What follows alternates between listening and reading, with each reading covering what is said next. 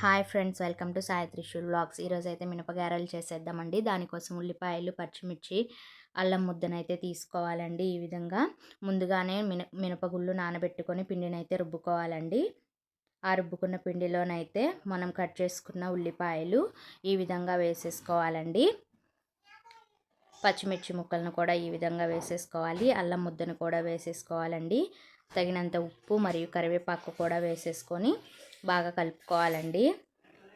మన ఛానల్ని ఎవరైనా సబ్స్క్రైబ్ చేసుకోకపోతే సబ్స్క్రైబ్ చేసుకోండి. ఈ విధంగా అయితే ఒక కవర్పై నీళ్ళు అద్దుకుంటూ గారెను అయితే తయారు చేసుకోవాలండి. కాగుతున్న నూనెలో అయితే ఈ గారెలను వేసేయాలండి.